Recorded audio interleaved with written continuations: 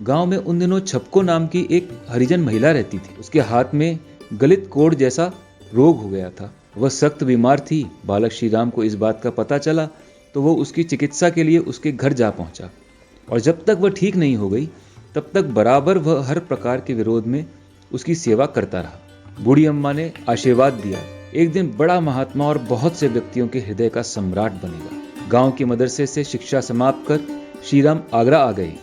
एक सेवा समिति श्रीराम ने आगरे में बनाई। उसका काम अपाहिजों की सेवा तथा कपड़ा और भोजन बांटना था। गांव में हुब्बा लाल नाम का एक पटवारी था। उसके आतंक से सब डरते थे। वह अच्छा आदमी नहीं था, कोई उससे बात करना पसंद नहीं करता था।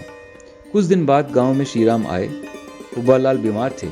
श्रीराम को पता चला तो उनके पास जाकर उनकी भी सेवा की। हुब्बा लाल बोले, मैंने पाप किए हैं, उन्हीं का फल भोग रहा हूँ। मैंने लोगों को सताया है, इसलिए मैं बीमार हूँ। श्रीराम ने घर के बाहर लोगों की भीड़ देखी और बोले, पाप से घृणा करो, पापी से नहीं।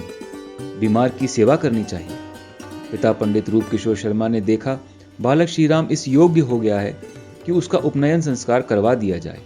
यह विचार मन में आते ही वह बालक श्रीराम को अपने बाल मित्र महामना पंडित मदन मोहन मालवीय के पास काशी ले गए।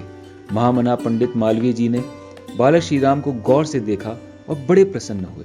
महामना पंडित मदन मोहन मालवीय ने बालक श्रीराम को अपनी उपस्थिति में उपनयन संस्कार कराया और स्वयं बालक को गायत्री मंत्र की दीक्षा दी। कहा, गायत्री ब्राह्मण की कामधेनु है, गायत्री की उपासना किया करना।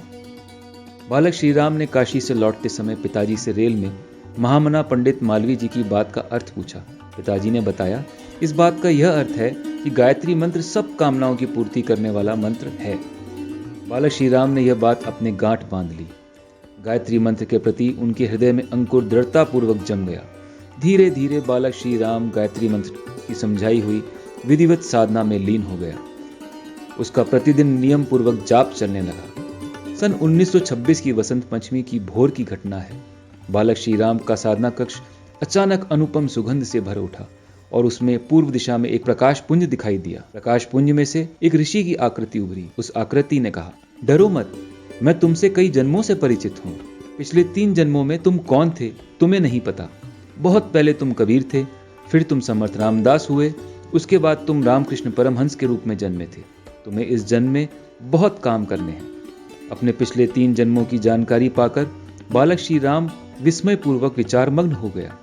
उसे लगा जैसे वह तंद्रा में हो। ऋषि ने कहा, तुम्हें गायत्री मंत्र के 24 महापुरुष चरण करने हैं, विधि समझाए देता हूँ। यह कहकर उन्होंने विधि समझा दी। फिर वे अंतर ध्यान हो गए। उस दिन की दीपक में जागी अखंड ज्योति बाद में निरंतर तप से जल रही है।